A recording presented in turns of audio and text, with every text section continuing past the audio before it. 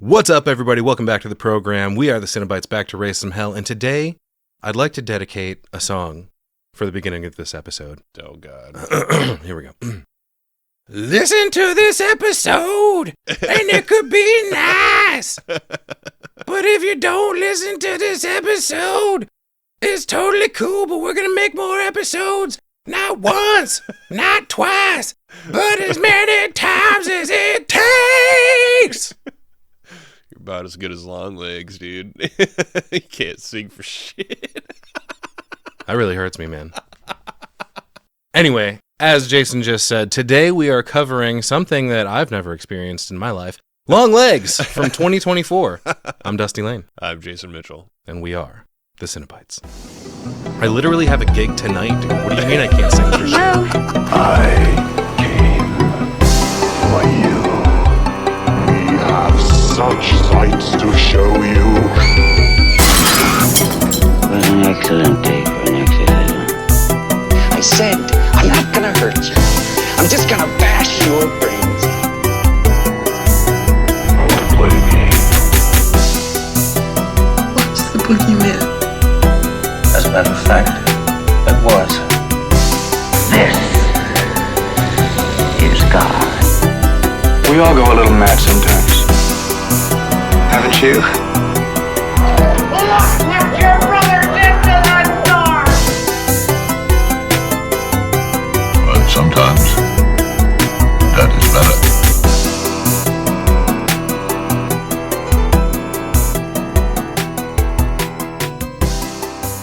Welcome back to Oblivion, everyone. Thank you for joining us, as always. We are talking once again today about Longlegs from 2024. It's a crime horror thriller directed and written by Osgood Perkins. Oz, the Oz man. Oh, shit. Anthony Perkins' son, man. Hell yeah. Psycho. And both of his major movie releases so far have been. Right. Rated R, of course, 101 minutes. It's an indie movie, but produced by Traffic, Range, Oddfellows, which I believe is Osgood Perkins' company. Oh, okay. Saturn Films, distributed by Neon, who had a few pretty big releases that year, actually. It was this, Immaculate, and Cuckoo. They're still doing shit. I Which, swear I just yeah. seen that name somewhere. Oh, yeah, for sure. Yeah, they're killing it right now. There's actually a note about possibly the mention of those two movies in this movie, perhaps? Oh, Question wow. mark? We'll revisit it when the time comes, but... Yeah, let's go through our cast list real quick. Micah Monroe as Special Agent Lee Harker. It was very like, Special Agent Clarice Starling, you know. Where's she from? I feel like I've seen her in other shit. I believe she was in It Follows. Ooh, maybe that's it.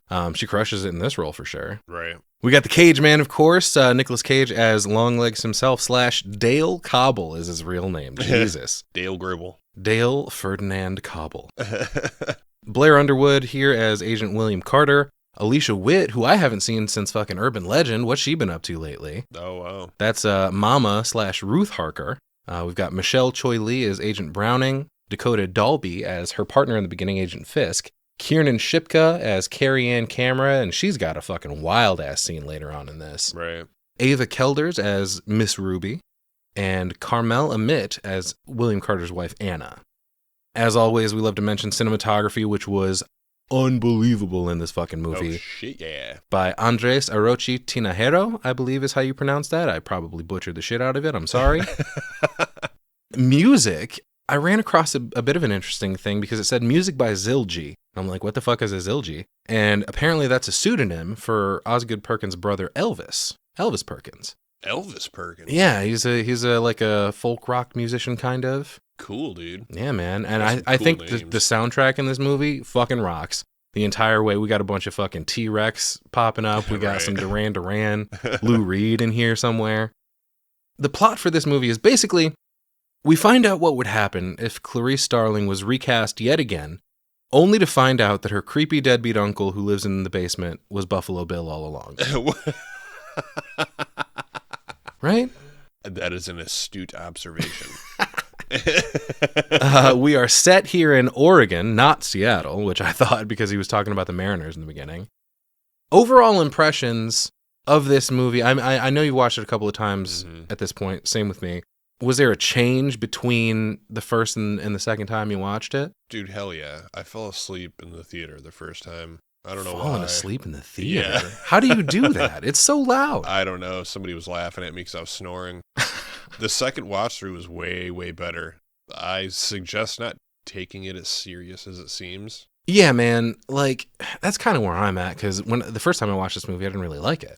It's a weird-ass movie. Yeah. It's very much like a mood piece from the very first moments of this movie. There's a lot going on with sound and visuals. Maybe taken a bit too seriously because it seemed serious in terms of tone. Right. And it was being touted before it came out as like, oh, this is the best movie since Silence of the Lambs. But I feel like we get nudges here and there that it's not supposed to be taken as seriously, starting with things like the info card being a quote of T-Rex song lyrics. Right. Osgood Perkins mentioned putting images of the devil in here somewhere between 10 and 20 times, I believe. Some of them obvious, some of them you really have to look for. So the devil is real in this universe, and Perkins is playing with us from the jump in this movie. And yeah, like I said, the first time I watched it, I feel like I watched it wrong because of those things, and I didn't really like it. Definitely felt differently about it the second time around. But let's get into it here. To kick us off, obviously, we've got all of our production graphics from the people mentioned earlier. And we're in this weird, like, almost 4:3 aspect ratio, like, red block. Oh, dude, it's a very 70s vibe, I think. But this red square was fucking with me, man. I thought it was getting bigger, which it ends up getting bigger. It does later. during the credit sequence, Right. yeah. It was fucking with my eyes so bad, man. But I think it's supposed to. And that red it's uneasy for some reason. Mm-hmm. Like, very simple, red fucking block, black lettering. But I just was like, what in the fuck, man? Puts you in a mood for sure. Yeah. It was good. It was really good. Yeah, great sound design on this. We get like some guitar feedback and some input buzz, like what the fuck is going on. And we get our info card here of lyrics from Bang a Gong from T-Rex. Well, you're slim and you're weak. You've got the teeth of a hydra upon you. You're dirty, sweet, and you're my girl. T-Rex 1971. This already sounds predatory. Did anyone ever investigate the members of that band? Might be worth taking a look. Dude, I'm pretty sure they'll have to lock up every band from the 70s. But yeah, that red filter we were mentioning fades into a shot from inside the passenger seat of a car, and it fades into like normal color. Right. The car parks a distance from a house to kind of case it, and the camera zooms in on this white house in a snowy setting, and we cut inside to baby Lee. She's 8 or 9, it looks like. She's coloring. She looks out her window and she sees a Woody station wagon from the 70s. Woody Mobile, huh? Decides to go investigate, gets all bundled up in a quilted jacket with these like chevron designs, super 70s. She's got pigtails with yellow ribbons in her hair to suggest, I would say like innocence. Right. I didn't understand this because right away she looks out the window and she, like you said, bundles up and goes outside and then stops halfway. And this is when I realize, do you not know who that is in that car? Oh no, she has no idea. So nobody taught you about stranger danger. Don't talk to You know what the easiest thing to do to avoid a stranger is don't open the door. Exactly. But she goes to the stranger. But even this is strange too because we think that she's going to get nabbed in this car. At least that's my feeling. Well, we don't really know how it ends up, right? Really, because we cut away and then we're off and doing different things. But this kind of establishes that she's always been a tiny like FBI agent from the jump. Because before she walks out the door, she grabs this thing and puts it around her neck, and I mistook it as a purse at first.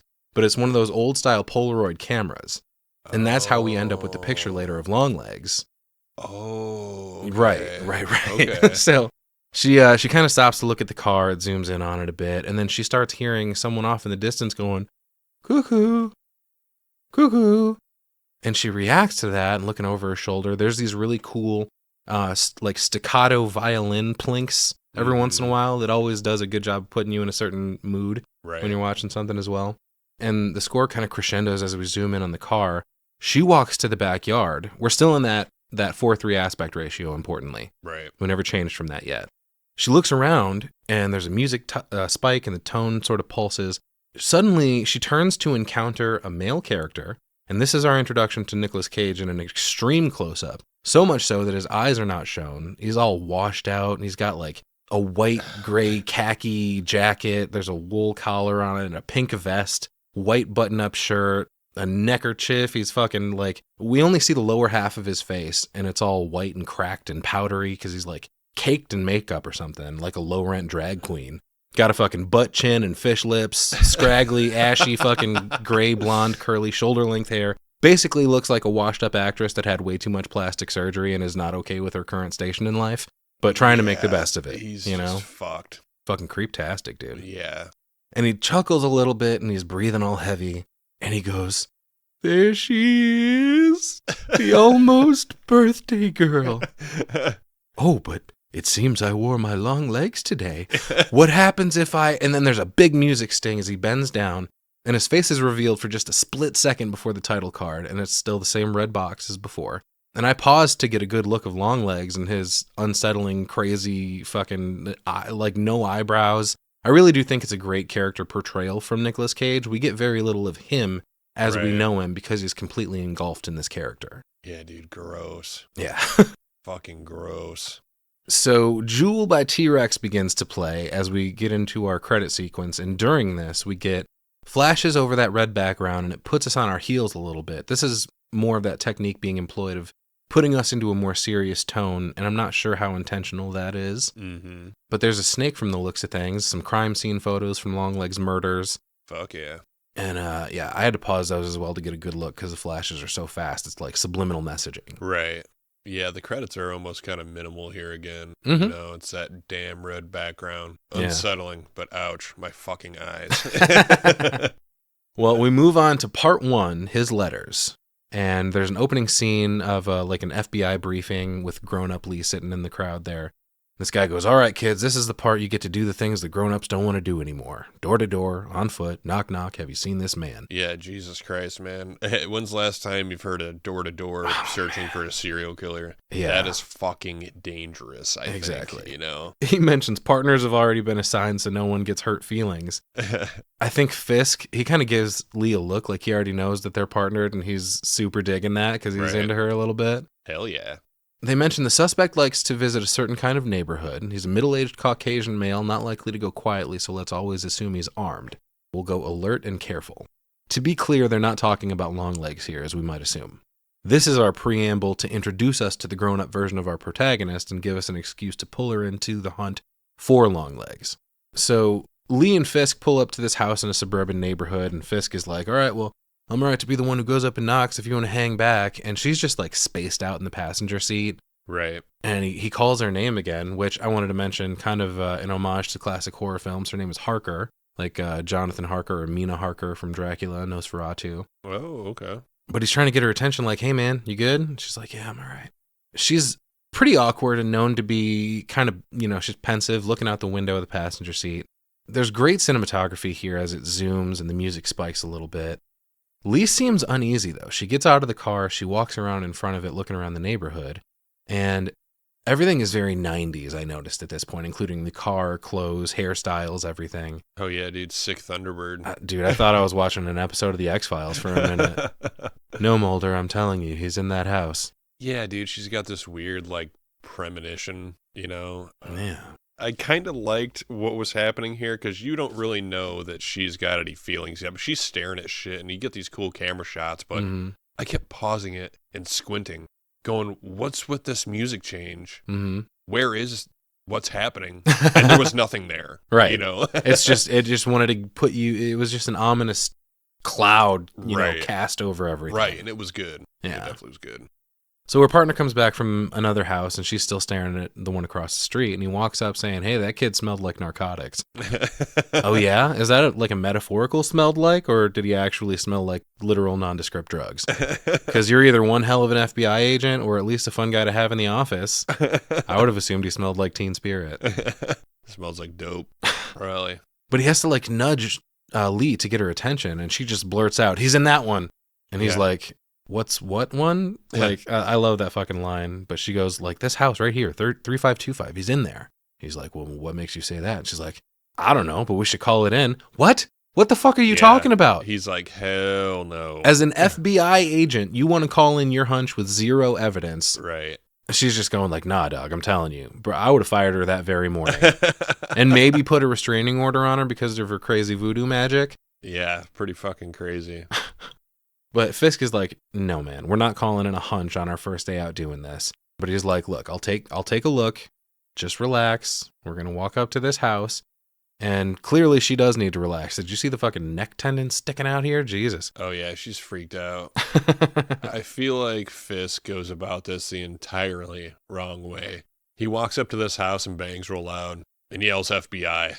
That's not what you do when you're looking for somebody. Yeah, doing the cop knock and making everybody on edge immediately. Hey, by the way, we're the fucking cops and we're out here right now. Yeah. Well, I feel like if any time you hear, no matter who you are, it's kind of like anytime a cop is behind you on the road.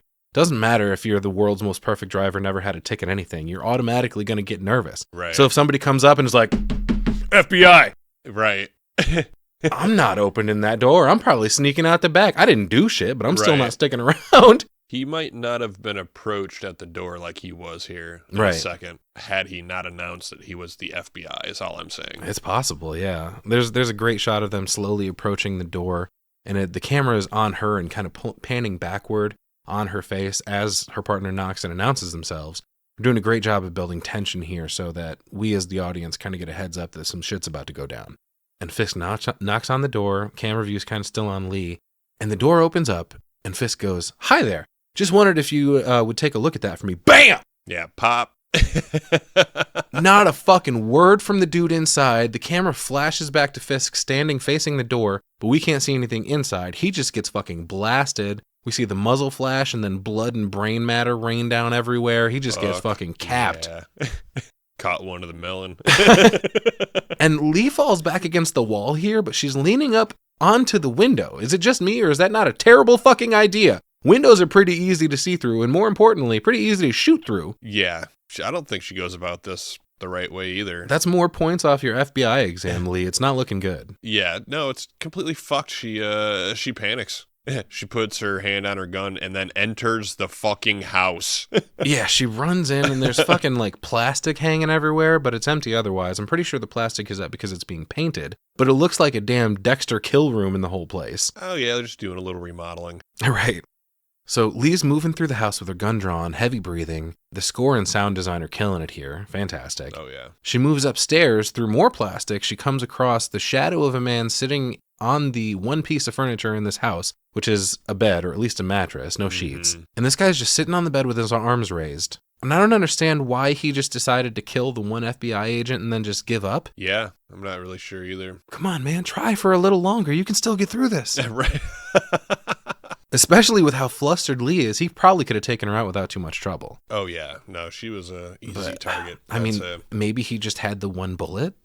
Right. But I think more likely, that was just the moment that he decided he didn't want to run anymore and turned himself in. Yep. Much to the advantage of Lee being accepted into the agency. Like, well, you got one guy killed, but you caught the bad guy. Congrats. Welcome to the big leagues, kid. Yeah. She's got her gun trained on him and she goes, "Don't move." And he's like, "I won't." Yeah, weird. Really weird. It's usually not that easy. No, definitely not.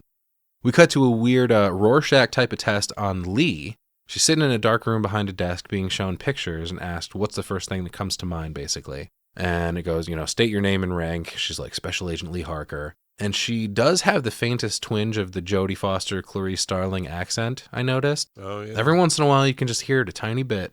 But she's like, can somebody tell me what the fuck I'm doing in here, please? But the voice on the other side won't answer questions. Just asks her if she's ready to begin. And she's like, all right, well, ready to fucking begin what? This is stupid. I hate tests. I thought they had her in the fucking loony bin, dude. Like, for real. I'm going, what the hell? This is some of that shit, like, all right, I'm going to show you this picture of this blob on here, and you're going to tell me what comes to mind. It's violence. Right? Yeah, exactly.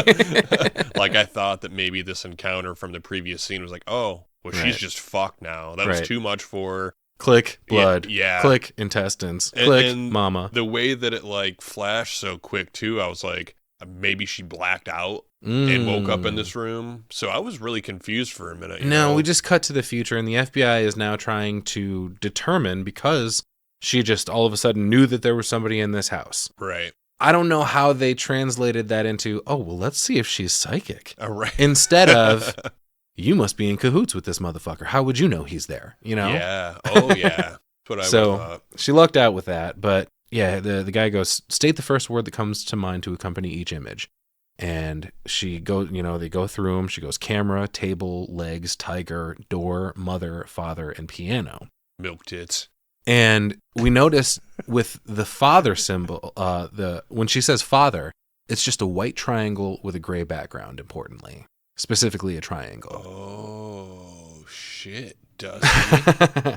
He also starts asking her, a number has been generated between 0 and 100 inclusive, meaning that you can also use the number 0. Right. Which is kind of giving her a hint to the answer for the test before he gives it to her. But he's like, what is the number? She says, I don't know, fucking 33. And he just repeats the question and she goes, 0.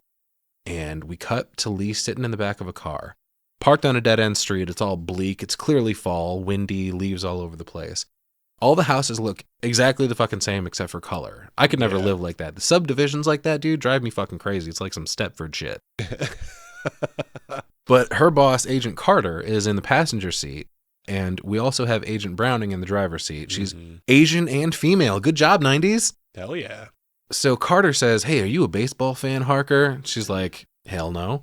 He's like, damn, I need someone to talk to about my beautiful Mariners.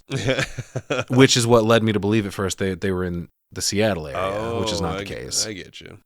He's like, well, my wife's getting pretty good at faking it, so. And then Agent Browning pipes in. She's like, that's a slippery slope. That's a good one. Nice little double entendre for the kids. He goes, damn, Agent Browning, that's cold. And she's like, I only work with what you give me. But Carter turns his attention to Lee. He goes, you beat that numbers generator 8 times. How'd you do that? She's like, I mean, I also missed it 8 times. Right. So... probability, maybe? But it's still, what are the chances that someone would regularly guess those correctly? Probably pretty low. Right. Even at 50%, that's still a high percentage of the ones she got right. Yeah, half psychic is better than not psychic at all. Yeah, but I'm glad to see she's pragmatic about it. Like, is that glass half empty or half full? Right. Much like how many licks does it take to get to the center of a Tootsie Pop, the world may never know.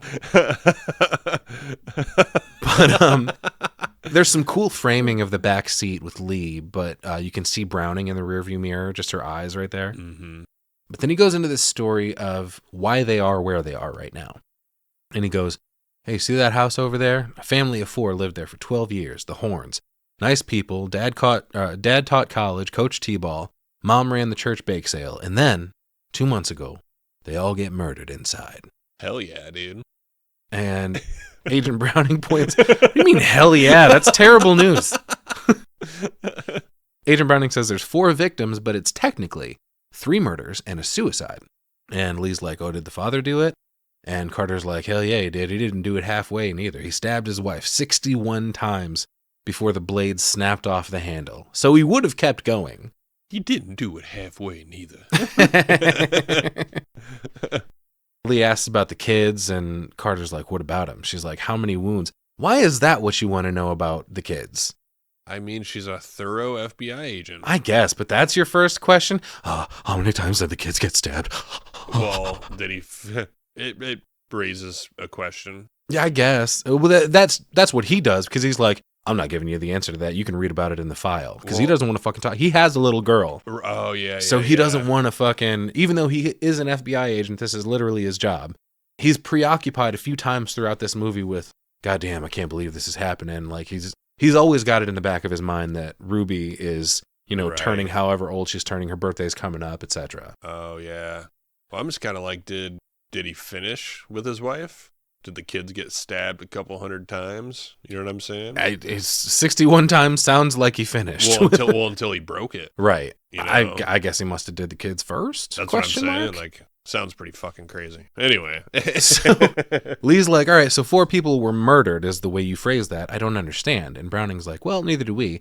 But a letter was left with the bodies written in a coded alphabet, not in the hand of anyone in any way connected to the family. So we have 10 letters like it made by the same hand. 10 houses, 10 families over the past 30 years. And as he's trying to say this, it flashes on images of said letters, and the coded alphabet that he mentioned, it isn't just a normal everyday alphabet. These are all crazy symbols, and each one represents a letter. I felt like I was staring at some kind of ancient Sumerian tablet or some shit. Definitely puts you in a place where everything feels a bit deeper, more ancient, more profound. Okay. So all of these letters were signed, though, in regular alphabet, with one word, and it just said Longlegs. Longlegs. Carter thinks someone or something is making the fathers do it, and he goes, so far we've been goddamn to figure out who or what or who. But Browning's like, listen, man, we got to talk, Carter. Lee's not ready for this. Clearly, she just got her partner murdered over a psychic hunch, which that's another thing that should suggest that we're playing fast and loose with everything here. The fact that these people legitimately believe she may be psychic obviously puts us in a heightened universe, basically. A little ridiculous, but yes. Carter's like, well, listen, motherfucker, you got a better idea, you can run with it. But for now, we're going on this. And we cut to Carter's office. It's a big government building, very 90s, all the way down to the Bill Clinton picture hanging on the wall. Fuck yeah, I didn't realize this movie had an appearance from Slick Willie. Bill is just a man, okay? We should have had, on the soundtrack, we could have had some of him playing his saxophone in the score somewhere, you know? I did not have sex with that woman. She had sex with me. Carter tells Lee, there you go, Harker, take a nice long look. And he's got this board up in his office of all the articles and pictures all surrounding the Longlegs case. And he asks her, tell me your version of what happened in Colfax with the shooting of Agent Fisk. And she's like, well, it's hard to explain, sir. It's like something tapping me on the shoulder, telling me where to look. And he's like, you identified a suspect's house without any prior knowledge or indication that it was different than any of the ones all around it. Has anything like that ever happened before? And she's like, right. From time to time, sir. Yeah, when the mood strikes, I can get a little predicty. Yeah. Sure. But Carter's like, well, maybe we'll just call you highly intuitive. And she's like, yes, sir. Clearly he's not satisfied with this explanation. Fucking give me something, Harker. Otherwise, you might end up in a padded room before we're done with this. Yeah, he's picking at her here, Right. Why did this happen? How did you know this? There's got to be a fucking logical explanation to this. Right. Well, for this entire conversation, she's just been staring straight ahead at this board, probably for about 2 minutes now, eyes just glued to this thing. And Carter's like, well, tell me what you see. And she asks what the families have in common. Apparently, all the victims have daughters whose birthdays are on the 14th of any given month. That's a weird kink. That's strange. But only the Horns were actually murdered on that date. All right, so what makes them so special? Right. He tells her to get to work, and we cut to her in the office, spreading out all this information and pictures from the case all over the floor. And I kind of want Jack Torrance from the Shining remake to come in drunk right here. Like, God damn it, Danny, I told you not to mess with Daddy's work. Now you're going to have to take your medicine. Yeah, dude, she's going to town here. Mm-hmm. And we're also listening to, in the background, we've got 911 dispatch calls. Right. Of the Longlegs incident, I think there were a couple of calls in here, actually. But on this call, this guy is saying, oh, it's my daughter, but it's not my daughter. And I fucking love the 911 operator's reaction here. She's like, sir, who's not your daughter? I was fucking dying, dude. Excuse me? Who is not your daughter? I would assume everyone else in the world, I guess. It's real life. But he's like, I gotta be quiet. And she goes, sir, where are you? Well, bitch, he just told you he couldn't tell you because he's got to be quiet. Right. Cut in during this audio are a bunch of images and articles and photos from this case featuring the man talking. One of the articles refers to him as Mr. Doe, and reports from the people interviewed about it say that the guy was normally bright and cheerful, as was the rest of the family, but lately he seemed to be under a significant amount of stress. They go on to emphasize the importance of checking in with everyone having an apparent mental health crisis. They think he was just kind of going through some shit, Okay. There's a death certificate we flash on of someone named Janelle Catriona Berger. And we finish the call as the montage continues. He goes, when she's sleeping, that's the best time to do it. Wait, fucking do what? Yeah, what? The guy's like, when her eyes are closed. She goes, sir, can you stay on the line with me? Sir, hello? And then we get a fucking all kinds of crazy shit happening in the background. Some, chaos has erupted. There's shit slamming all over, people screaming. The audio is doing a really great job of sucking us into the severity of what's happening in the background. The call fades out and another one begins. Some crime scene photos accompany this one too. A bloody knife, corpse of a little girl, an image of some blood draining out of a tub, blood spatter on the wall from a gunshot wound, etc. We cut then to Carter bursting in to find that Lee has fallen asleep on the floor going over all of this. Yeah, damn, already. And dude, the OCD is strong with this one. Everything's laid out in neat little piles. This is another instance where I saw the devil pop up in the background, kind of looming over her. Oh. There's so many fucking times in this movie. Later on, when she sees him outside, the devil is behind him. When she's opening up her letter, he pops up in the doorframe. In the basement with Longlegs, he's hanging out. On the porch at the Carter house toward the end. Like, all over the place. there's just Devil. an image of it's the devil. Hey, Bobby, did you ever catch that gorilla would escape from the zoo and punched you in the eye? He yells to her, Harker, you know there's such a thing as looking too long. She's like, oh, I lost track of time. He's like, well, I'm thirsty. Are you thirsty? Come on, let's go for a drink. Yep. She's like, well, I don't drink. He's like, I don't give a fuck. I do. Right. I'll drink while you tell me things, he says. And yeah, he wants to know what she fucking found. Yeah. She's looking so long she fell asleep, you know? Yeah, you're asleep on the job. I need a fucking status report. And Right. I kind of want it to be like, well, it seems that the killer's name is Longlegs. Right. Really? That's all you got? Jesus Christ. It's like, no, she's fucking good, man. She lays Oh, it yeah. all out. She's you a know? fucking super agent. Yeah, dude, I like when when she's checking in with stuff like this. She says, no forced entry. Right. Longlegs was murdering, but wasn't there. Right. Which is bringing me to, at this point in the movie, is Longlegs real? You know? I Which mean, obviously, yeah, right. But at this point, you know, it was just kind of a, what do you mean he wasn't fucking there? Is it just an influence? Because, like, yeah, that's the whole question is, he seems to be at least influencing these families to murder themselves, but how in the fuck would you convince someone to kill themselves for no reason? Well, that's where the fucking, you know, devil influence comes in. Right. And Ruth, you know, bringing the dolls inside, and that's all she's got to do. Once it's inside, it kind of casts like a psychic haze over everyone Right. where they don't know what the fuck's going on. But we'll get into that a little bit later. I really like the little lounge that they're in here. Oh, yeah. Warm wood and leather furniture all over the place. Looks nice as fuck. Yeah, I think Carter picked this place, you know? Yeah. There's also, you mentioned he, you know, no forced entry. He was probably never in the house at all. Only the bodies of the victims, and they've all been killed with something from inside the house. Oh, no, the calls are coming from inside the house, bro. She goes 2 times a shotgun, both legally registered to the father, 8 times a knife from the family's kitchen, and once a hammer from the family's toolbox. Cool. Carter, yeah, that's basically Carter's reaction. He's like, cool. So, Right. you know? You essentially boiled this down to maybe this is like a Manson situation. Yeah, you know, she's like brainwashing and... To use those things, Longlegs would have had to be in the house, but according to physical evidence, he never is. Right. So if it wasn't for the letters he left behind, it was almost like he was never there at all. Dun, dun, dun. All Longlegs. interesting questions here. Mm-hmm. So the idea is he murders them, but not in person. Again, that's where I made the note. Sounds like some Manson shit to me. Mm-hmm. And then Carter says it almost immediately after Right. that. She thinks maybe he just tells the families what to do and they do it to themselves, to each other. And he says, yeah, that reads like a page out of Manson. And they make the point that Manson had accomplices, his family, Mm-hmm. you know, like the Beach Boys. Yeah. And he asks if she thinks Longlegs has help, and she just kind of grunts like, okay, cool, thanks. And he stands up, feeling, you know, clearly feeling whatever he was drinking, and he's like, okay, bedtime. Well, not here. You should probably go home first. I like this guy. The boss vibes. Yeah, he's cool. Want to go for a drink? Well, I'm having a drink and you're coming. Let's go. Right. Well, you know what? All right, time for bed. Let's go. drive me home. Yep. Yeah. Harker says, I'll drive. He guides her to his house, and when they approach, he notices the lights are on despite how late it is. Uh-oh. Thank And he's God like- damn it. Here He's we like, go. ah, fuck, I'm busted. And Time to meet my family. Do I have to? yeah, that's the thing. He insists she come in and meet his wife and kid. She's clearly uncomfortable with it. Right. She's like, do I have to? And he's like, yeah. Yep. Sure do. He gets out, closes the door, and she just sits there in the dark for a second like, fuck. What a long day. I feel like she's got a touch of the tism.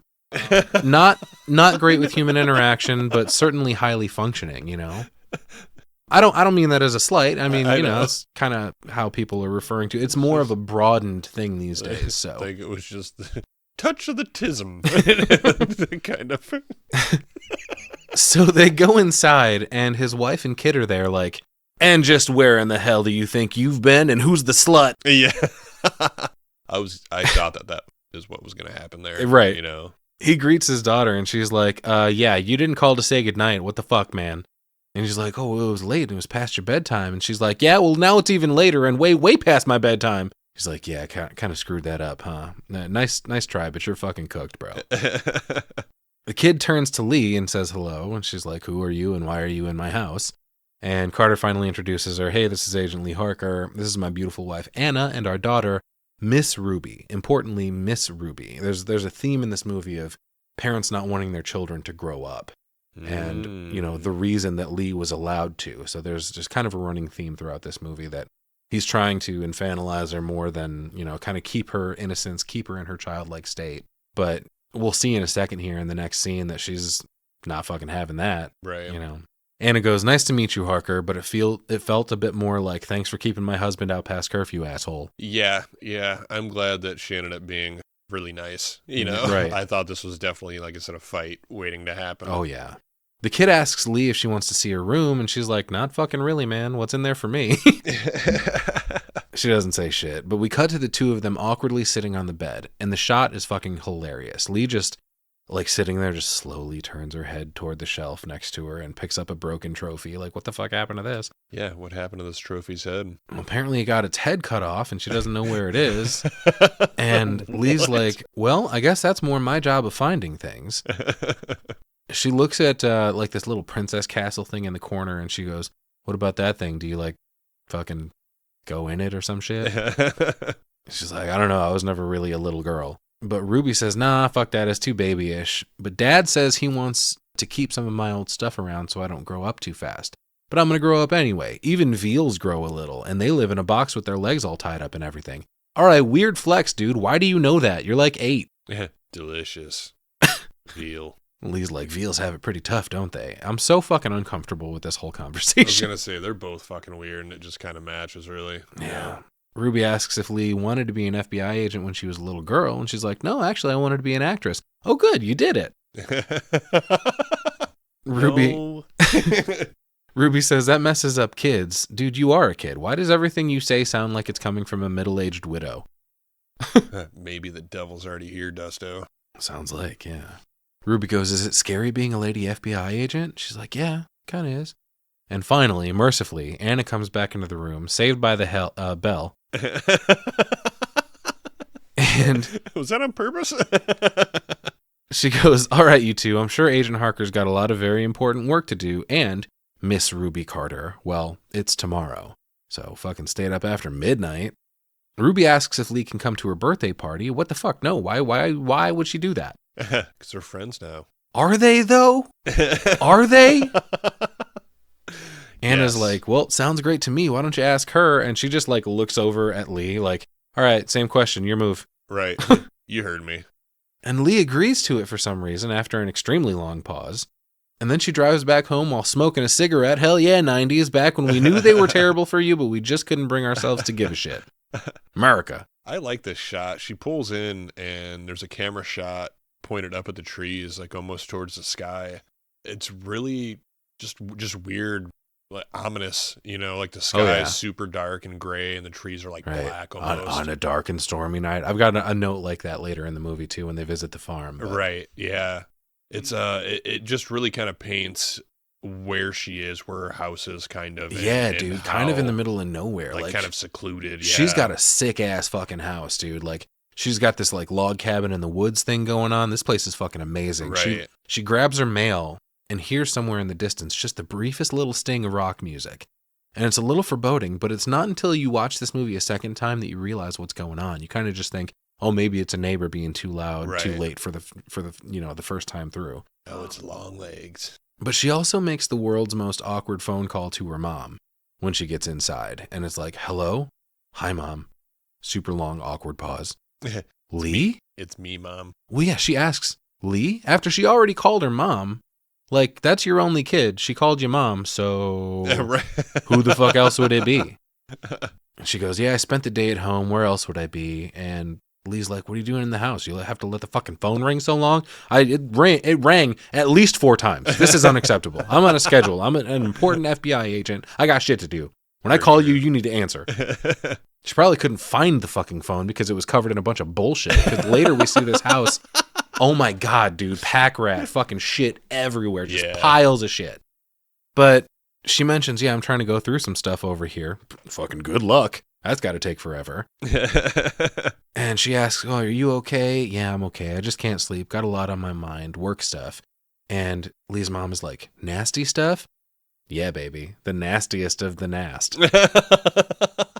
The nast. She's like, yeah. She's like, "You want to tell me about it?" "No." She's like, well, don't forget, I was a nurse for 8 years, importantly. I saw my more than my fair share of nasty stuff. And Lee's like, I think I just need to be quiet for a little bit. Well, that doesn't make for a very good phone call. No, I don't. And Mom says, somebody's birthday's coming up. Ruh-roh. Yeah, don't remind me. What the fuck? Yeah. That line was delivered with a little bit of foreboding, I think. Yeah, oh yeah. All of a sudden, you hear kind of in a whisper like, Harker. And Lee turns thinking she heard something. And she's like, Mom, I gotta go. I'll call you back.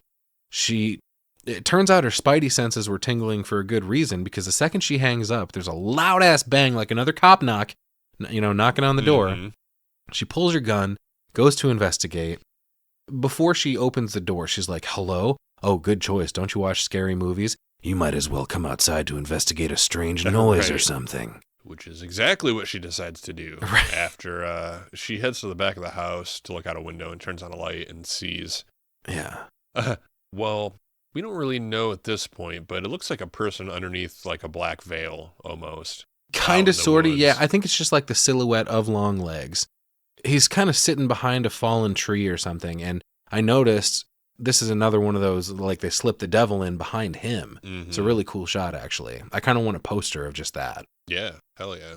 She runs outside to take a closer look, and by the time she gets out there, the figure's gone. However, that's when we see that figure is now inside, just roaming around her house. She's like, oh man, what the fuck? She runs back in, gun drawn. She's panting like crazy. Sounds like she's getting ready to have a fucking heart attack. But when she comes back in, she discovers that whoever was just there left a little present behind. And it's just like a little manila envelope on the desk right on top of what she was just working on. And it says Lee Harker underlined, and then across the bottom, do not open until January 14th. Oh, shit. Aw, a little early birthday present, isn't that sweet? Birthday. We get another info card here telling us it's part 2, entitled All of Your Things. Damn, did I miss intermission? I gotta pee. We cut to, well, actually, we didn't cut to anything. Interestingly, it's still the same scene. Just the tone around it has now changed. I found it interesting both times we get a change from like part 1 to part 2, part 2 to part 3. We're still in the same moment. It's just like the direction of everything is kind of changed. Right. She's still sitting at her desk. She flicks open a little switchblade to open this letter. Good job, Lee. Nice to see you're following instructions. It is not January 14th. Yeah, we see she opens a 9th birthday card here. Yeah, a cute little birthday card with a kitty on the front. And in this moment, I realize she's still in the same scene like we just discussed. Still in the house. Has not called anybody. And is reading this note at her desk with her back turned after she just saw somebody in the fucking house. Right. Like, are you serious? I don't think she did a full sweep of the house before she decided to look into this. He could probably still be there. This is so similar to earlier when her partner got shot in the fucking face and then she went into the house to investigate alone. Are you an FBI agent? What the fuck are you doing? Yeah. Anyways, to continue on with the story and not have any obvious fucking come on. So she opens this thing, and inside it says, stood upon the sand of the sea, and under each letter is its corresponding symbol, just like the letters from the murders. So now she's got an opportunity to decode this. Yeah, fuck yeah. And on the back, there's a longer entry comprised entirely of those symbols. So she's got her work cut out for her. And of course, at the bottom, it's signed Longlegs. Not only that, she also notices the ink is still wet. So he just fucking put this together. Yeah, it's crazy. Like he was writing as he was sitting there at the log. There's a big slam on the table as she flattens this thing out in the weirdest way possible and gets to work on cracking the code. She starts by opening the Bible that happens to be right in front of her on the desk. What is this, a cheap motel? Yeah, what the hell? The phone rings, but she doesn't answer. It's Mama again. She sounds concerned. She's like, hey, Lee, are you there? Call me back. Meanwhile, she's already cracked the code. Fucking record time on this. Yeah, she's quick. And the entire message says, tell them how you got this, how it came into your head. I'll cut off her hanging milk tits and bleed your mommy dead. Jesus Christ, dude, that took a turn. Milk tits? He's a great poet. I'm going to start calling you Milk Tits from now on. Hey there, Milk Tits. How's it going? Dusty, was that a haiku? No, it sounds like something Mel Gibson would say, though. Hey, how's it going there, Milk Tits? What other kind of tits are there? Well, I guess it depends, really. But the phone rings again, and she thinks it's Mom again, but nope, there's an agent on the phone, and apparently she's got to head into the office. She arrives at the scene. Oh, and I should mention, as she's opening her letter and doing all that shit, the devil pops up in the door frame as well. I want to try to mention as much of those as I can. She arrives at this new scene of the crime, and I guess new is a relative term. Newly discovered anyway, but I love the shot of her arriving and speed walking toward the house in her cool FBI windbreaker. Those things are awesome, dude. Shit, yeah. This tracking shot follows her all the way to the front door. She stops in her tracks when she gets inside, but not because of anything she sees. I think she just suddenly gets a bad feeling again. She's got her spidey senses tingling. Right.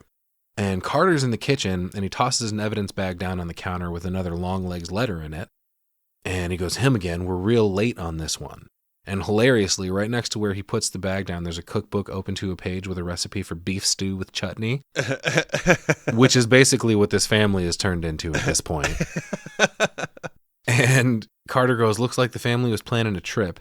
A friend assumed they'd be gone, so no one bothered to check in on them. Found plane tickets for Los Angeles and reservations for Disneyland. Ooh, sounds like a nice idea. Yeah, family didn't make it to Disneyland. Apparently this girl's birthday, of course, was the 14th. And Lee has already started cracking this new code. He's like, what the fuck? How'd you figure that out? Right. She's like, I only looked long enough, sir. This is a much shorter one that just says, down low, too slow. Yeah. As if he knew that it would take him forever to find this. Like, Yeah. dang, dude, you don't have to taunt him. Yeah, hell yeah, dude. He's good. Carter's like, well, there's a dead family in the master bedroom, so let's go take a long look at that. Man. Cut to the bedroom. Yeah, this is fucking awesome.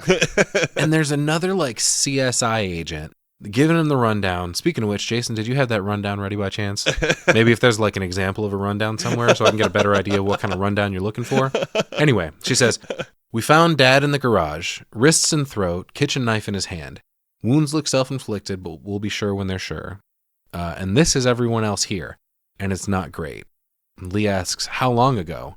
She goes, I'd say about a month. God damn, they've just been rotting in this bed for 4 weeks. I'm surprised that anybody's in the fucking house. You know, why doesn't everybody have that white stuff underneath their nose? Oh my God, yeah, hazmat suits Yeah, or something. Dude, like, there's no way that everybody be in this fucking house. Speaking of beef stew with chutney, dude, they're just a fucking people soup in this bed. Oh, dude, yeah, maggots and real fucking slimy, dude. It's gross. Well, before they pull back the blanket, the other agent, everyone's like concerned about whether Harker can handle whatever it is she's about to see. Like, yeah, dude, she's fine. Everybody but Carter. Yeah, man. She pulls back the cover and we see, like, yeah, the most disgusting fucking decomposed face staring back at him. We hear flies buzzing and shit. Mm-hmm. Gotta smell fucking rancid in that room. Lee just asks, how old is the girl? And the agent's like, I'm guessing 9 or 10. This is when Carter loses it. And he's like, fuck, and just walks away. Right. Oh, you guys were concerned whether Lee could handle it. Looks like old Carter's the one to, about to lose it here. Right. Well, right here, I'm going, that kind of lines up with the birthday card, you know? Yep. Okay. There's also a weird thing here where we see a shot of a cat in a carrier just hanging out on a shelf. Are we to believe that cat has been in that thing for the last month? Because that'd be one dead kitty. Oh, yeah, shit. Or dude. more likely, I guess, the FBI wrangled it when they got there. I have to assume the latter because, like, that cat would be dead as fuck in there for a month, and it hisses, and we cut to Lee in the hall of the FBI complex, and she's back on the phone with Mama Ruth. And she picks up the phone. She's like, yes, who is it? Hi, Mom. Another awkward long pause. It's me again, Mama. Lee? Yeah, what the fuck is with these long pauses where she's trying to, like, recall what her daughter's name is, perhaps? Like, does this have to do with the effects of the evil she's, spoilers to everybody, under the influence of? It's really fucking strange. I miss Alicia Witt, though. Made me really want to watch Urban Legend again. Is it Urban Legend or Urban Legends? I always want to call it Legends, but I think that's wrong. It's Legend, singular, right? No S. Just like Revelation, no S, it's singular. Duh. She goes, yeah, still your only daughter. She goes, I was calling to let you know I'm going to be busy with work now and I probably won't be able to make it. I want to, it's just, Yeah. And there's a buzz on the line and she's like, Mom, are you still there? And Lee's mom's like, be careful they don't work you too hard, all right? She's like, well, yeah, but it's good. It's really good.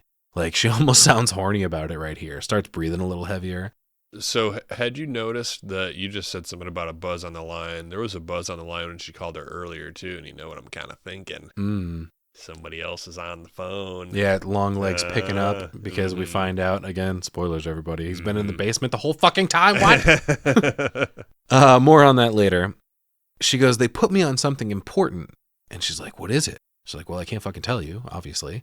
You wouldn't want to hear about it anyway. And Ruth goes, oh, not nice things. Yeah, not everything is nice, Ruth, especially the things the FB friggin' I deals with.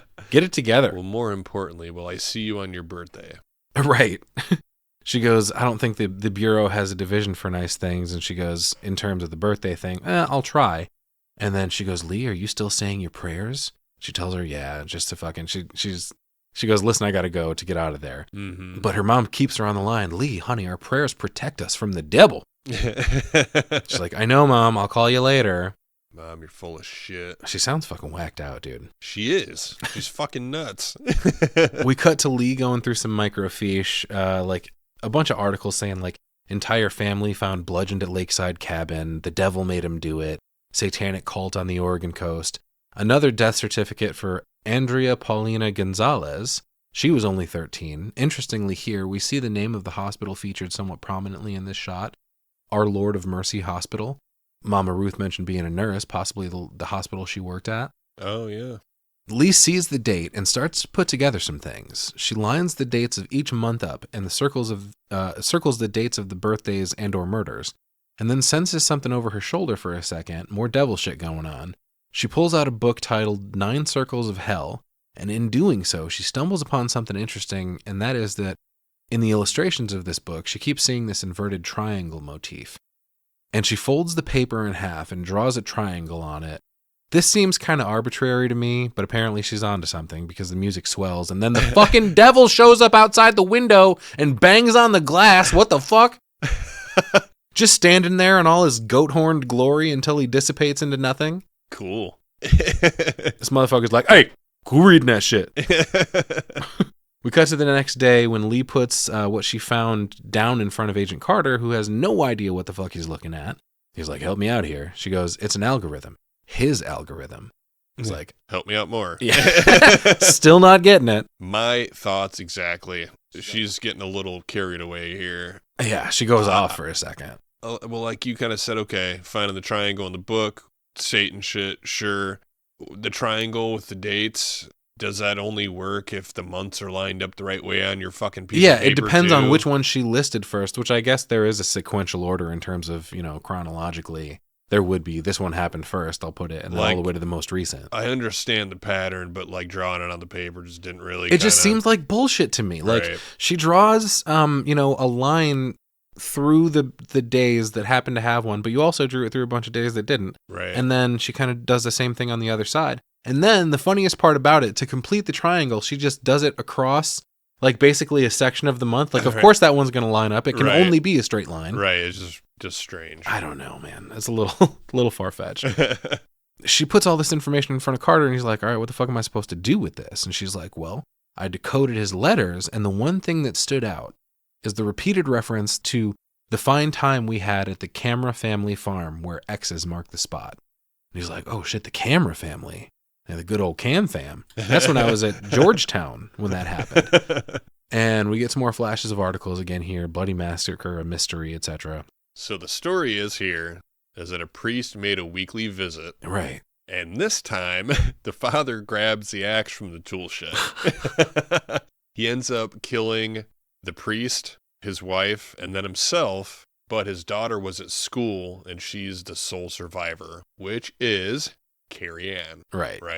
Even more into that, March 8th was the day that this happened, and Carrie Ann's birthday was on the 14th, so we're back to 6 days before or after the birthday for all of these killings. Right.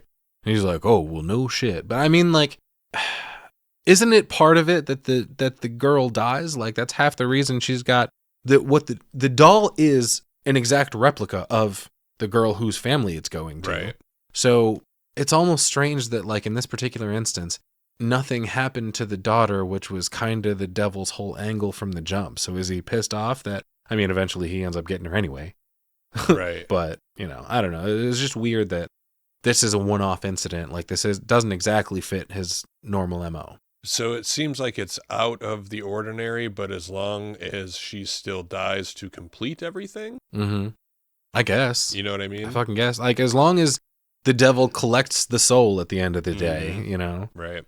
Lee goes, well, I believe Longlegs was at the Camera family farm, and it's possible that Carrie Ann saw him. Oh, snap. So the angle here is they might get a description through that, right. She's thinking. So Carter goes, well, what about the 13th? It's still missing. Like, we haven't completed the algorithm yet. Right. She's like, well, I'm not sure about that, but it's 3 days from now.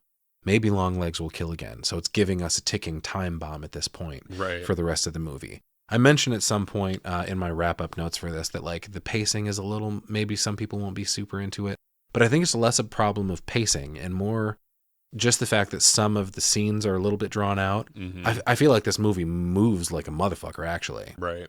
But yeah, now we got that, like, ticking time bomb element. And Carter's like, all right, so this Carrie Ann, is she still alive? And she's like, yeah, she's at the psychiatric hospital. Water Rock, it's called. And he's like, that's not far from here. And she's like, 132 miles, sir. All right, thanks, robot lady. She's like, yeah, Carter's like, oh, how about the old farm? She's like, 89, definitely 89. Let's go. So, hot damn, we got us a lead. We're on the trail. They arrive at the farm on a dark and stormy night. Much like tonight. Ooh.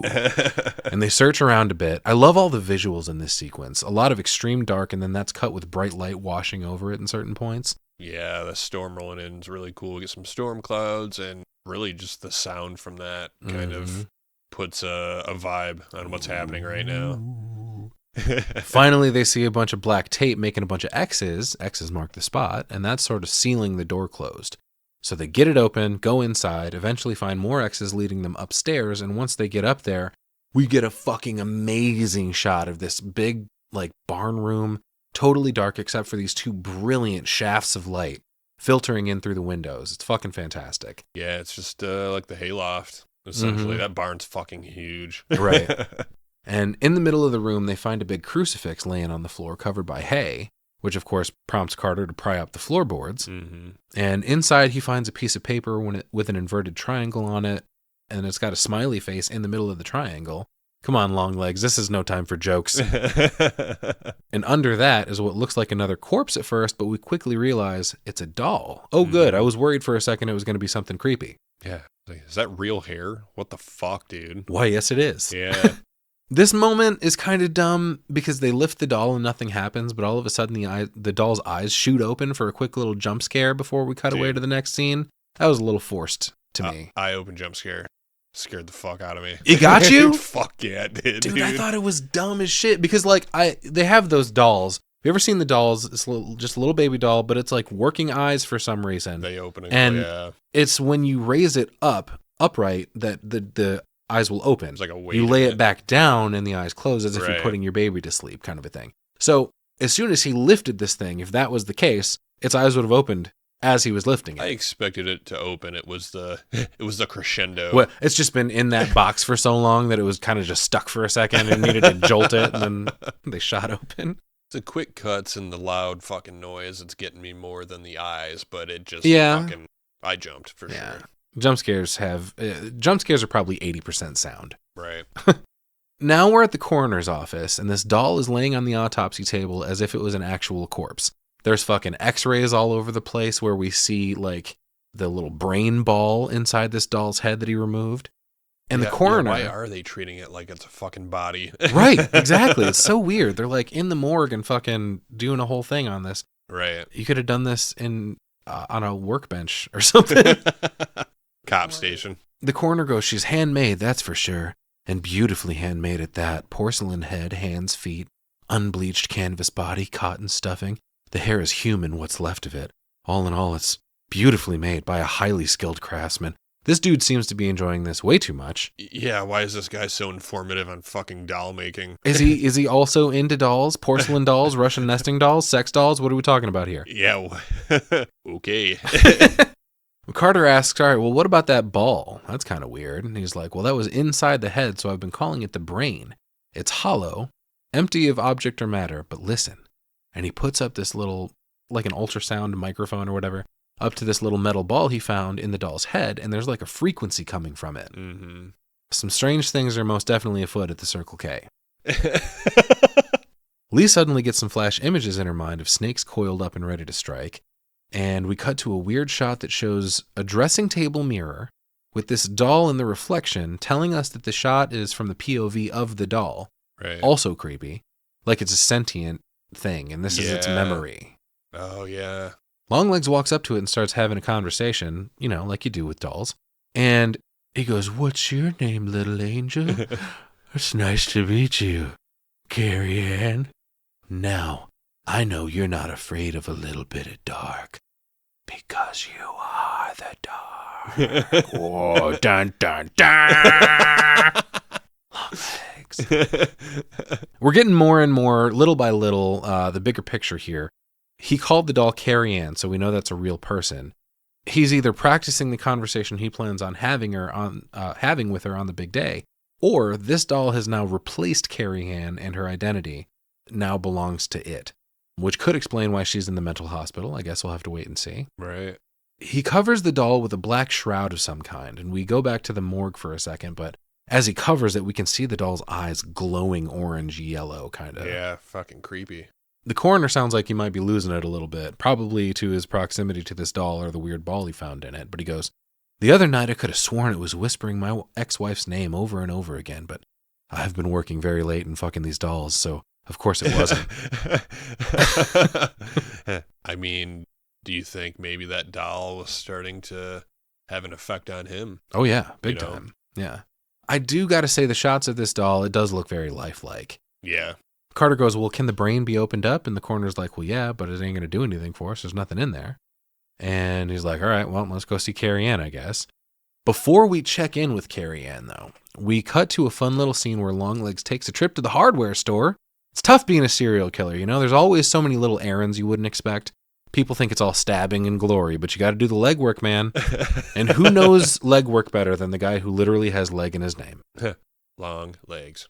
He's driving down the road jamming. He's always got music blasting. Yeah, he does. I think he wanted to be a rock star, and then serial killing just kind of took over at some point. This is more T-Rex he's listening to in his cool station wagon. We pop into the hardware store, and there's a young girl sitting behind the counter. Uh-oh, hide your kid. You're exactly his type. Gross, dude. He walks in, grabs a couple of things, one of which being earplugs. I couldn't quite tell what the other thing was, like a tub of spackle or some shit.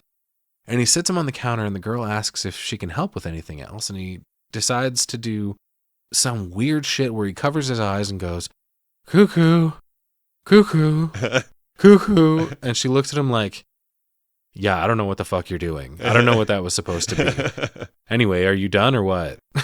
Yeah, dude, I like this interaction. And then she decides to yell, "Daddy, that gross guy's back again." Yeah.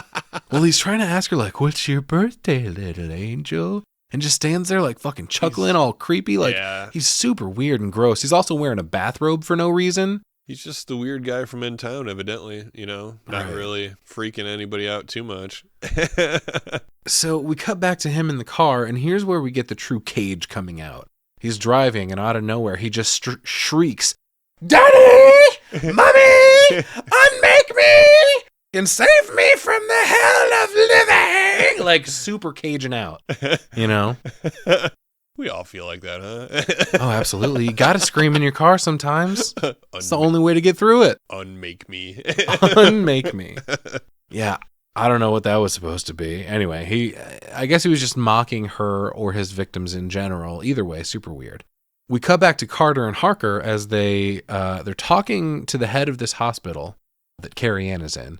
He's extremely effeminate, lots of big hand gestures. He goes, 2 days ago, Carrie Ann is postcard catatonic. Well, slumped in a chair by the door for as long as I've been here, and I've been here 8 years. And then yesterday, she gets a visitor, and I've never seen that happen either. And like someone flipped a switch on the back of her head, and all of a sudden she's right there, wide awake, eyes bright. Wow. And Carter's like, "You saw this visitor?" And he was like, "Well, no, I wasn't on site at the time, unfortunately, but the log should say." And Lee goes to look at the log, and surprisingly, it's her name on it. What the fuck? Yeah, holy shit. And Lee's like, "Does the guard check IDs? Because clearly this isn't me." And the dude looks flummoxed, and he's like, "Oh shit, that does sound like a good idea, but no, we don't require that." Yeah, what? Are you fucking kidding me? That sounds like something that would really happen, though. No, we never thought of that. Oh, the 90s. Lee then interviews Carrie Ann in this kind of dark room with a red hue to it while Carter waits out in the hall, and it should be mentioned here that Carrie Ann is freaky. She's so spaced out, and her dialect is really fucking odd. The way she phrases things just gives you the creeps, man. Yeah. She goes, Lee's in there, she goes, "Thank you, Carrie Ann, for taking the time to talk to me today." She's like, "I seen you before, ain't I?" She's like, "No, I don't think so." Carrie Ann goes, "You been to my house, or someone's looks lots like you anyways." And Lee's like, "Well, how are you feeling today, Carrie Ann?" And she's like, different. It's like a long dream and so dark. A world of dark, like a nowhere between here and there. What's that called? Doing the limbo? She fucking... Dun, dun, dun, dun, dun, got dun. some fucking Captain Spaulding shit going on. Somewhere between here's and there's. You're like, what the fuck? Lee asks her, before the long dream, do you remember anything? Do you remember coming here? Do you remember your parents? We cut to a flashback when she continues to tell her story, and an image of the doll with the black shroud over it, and then her mom undressing. And Carrie Ann goes, "They didn't know what to do with themselves. I mean, gosh, and I knew I was a handful as it was." What? And the mom sits in a chair and draws a knife across her abdomen. And Carrie Ann continues, "Mom always hated me because of how I'd come out wrongly when I was born. Bled her up too much. Papa was a good man. That's something I remember good. That's why he done it." Bled her up too much. Yeah, everything about the way she speaks is like she's just coming from a backwoods ass family, But in the flashback sequence, the mom just starts stabbing the doll over and over to no avail, obviously. And then the dad is outside decapitating a cow for some reason. And then with a fucking chainsaw. Yeah, all the while the doll watches, over everything. Super weird shit. We see that priest mentioned earlier come into the living room, and he starts to say hi to what he thinks is the little girl, and then stops when he realizes that's a doll. Like, what kind of weird shit are these people into? And that's when the dad walks up and buries an axe into his head. Hell yeah. And then the mom walks up to the doll, and the dad walks up behind her and brings the axe down into her back as well. Damn, dude. Pretty awesome. Striking stuff. Awesome shot here. Oh, yeah. Lee mentions to Carrie Ann, "Hey, you had a visitor yesterday. Can you describe him for me?" She goes, "Gosh, I don't ever want to forget him. I was just waiting on him to come and get me, to come and tells me something's to do for him, or even better, to do something for the man down the stairs." God, I hate her fucking accent so much. "And boy, I just want to do what's ever so he says me to do. Like if he told me to take a jumpy out a window, I'd surely do." A jumpy? Just as happy as peaches to watch the ground as it come up to meet me. Or if he told me to kill you right here in this room with my bare hand, I'd surely do. Just happy as peaches to watch your heavy heart go pop in your eyes as to go all to blood. She's so fucking creepy, man. She's part little farm girl and part golem all of a sudden. What the fuck with the eyes is precious. But Lee just kind of sits in stunned silence for a second, trying to process that crazy shit. And she sounds like a nice lady. She goes, "Do you remember having a doll, perhaps? A special doll that looked just like you?"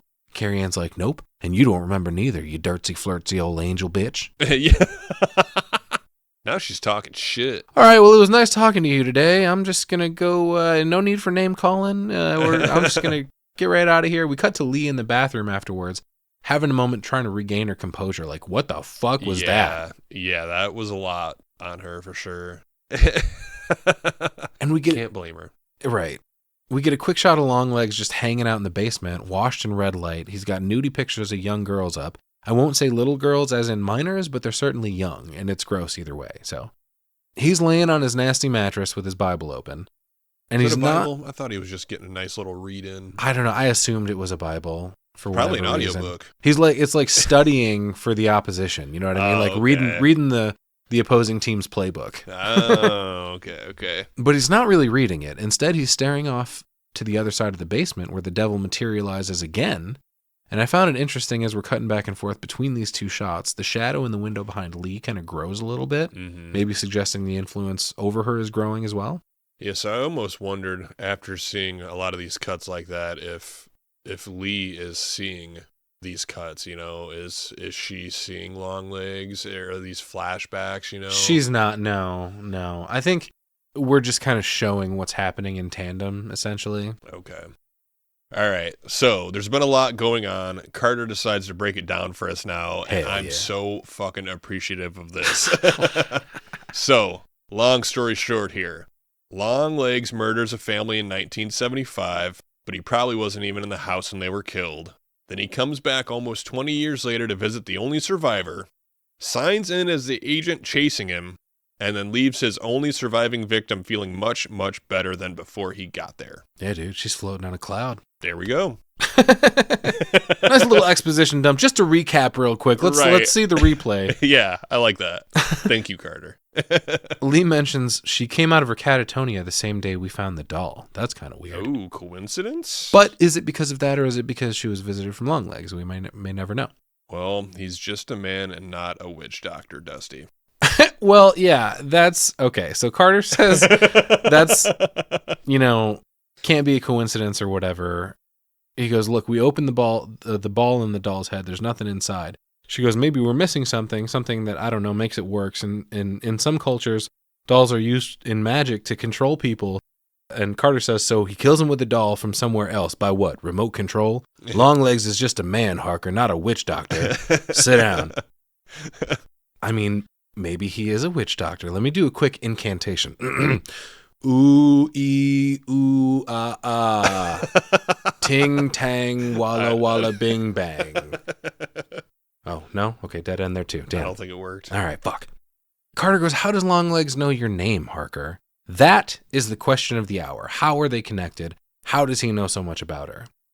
She's like, oh, I don't know, sir. He goes, last week, this is starting to get fishy. This investigation was ice cold, and then you come on it, and all of a sudden it's flowing like, I don't know, hot lava. What aren't you telling me? I revisited your file. When was the last time you talked to your mama? Oh, shit. You talk about my mama. Don't you be talking about my mama. She goes, I'm sorry, but what does that have to do with the case? And Carter's like, well, she called in a police report January 13th, 1974, one day before your 9th birthday. That makes your birthday the 14th, does it not? Yeah, what the fuck? He goes, she gave a description of a trespasser, tall and pale. And he's like, look at me. Do you remember someone at your house that might have looked that way? And I love the shot of Lee after he says, look at me. And it's taken everything in her to keep it together. Maybe not wanting any repressed memories to come back to the surface. Right. Not wanting to reveal anything further about her mom's involvement, maybe. Which I think, obviously we've kind of revealed it already. Since we know something screwy's going on, the mom knows more than Lee realizes. Longlegs has been living in Lee's mom's basement this whole fucking time. And that's been his base of operations. And he recruited Mama Ruth to be his accomplice, like Lee was mentioning earlier. Damn. She goes, well, I don't know, sir. And he's like, you go talk to your mom and tell me what she says about the person that came to your house when you were a kid, all right? She goes, okay. She goes away and does exactly that. We see her pulling up to the house. There's a powder blue slug bug, by the way. Yeah, no slug back. When she stops the car, she kind of has to take a moment before she goes inside. Like, she knows she's going to have to deal with her fucking mom again. She comes in. She's like, hi, Mom. Ruth doesn't say anything back. There's a lot of silence between them. Such an awkward mother-daughter dynamic. Yeah, it's very strange. Mom doesn't actually say hi, but after a long hug, she finally goes, will you tell me the honest truth about something? She goes, I'll try. Do you still say your prayers? No, Mom, I never said my prayers. Never once. They fucking scared me. Yeah, ouch. Another long pause, but then Mama Ruth busts up laughing. She's like, what the fuck is so funny? She's like, you're right. You're right. Our prayers don't help us. They don't do a goddamn thing. And Lee's like, okay, I'm going to make you something to eat. You don't sound like my mom right now. And as Lee is in the kitchen, she takes this little baggie out of a tackle box, and it's a bunch of Lee's baby teeth. And she goes, Jesus Christ, Mom. All right, now we can definitely see that this lady is a pack rat, never gets rid of anything. There's shit laying everywhere all over this house. You can tell it never gets cleaned. But as a dad, it's not weird to me that it's, like it's perceived here. Like, I have a couple of Hannah's baby teeth, certainly the first one she ever lost. It's like a big milestone in a kid's life. So I don't have a problem with the bag of teeth. But the question is, Longlegs is making these lifelike dolls. Is he using Lee's teeth to put into hers? I guess I was more like, why'd she have a whole tackle box full of them? I think that was the only bag of teeth in the tackle box. It looked like there was a tackle box full of bags of teeth, and she only looked at hers, and I was kind of like, what else is sitting there? Like, I'm just wondering if they're using the parts from the girls to use as the doll making. You know what I mean? Dun, dun, dun. Yeah.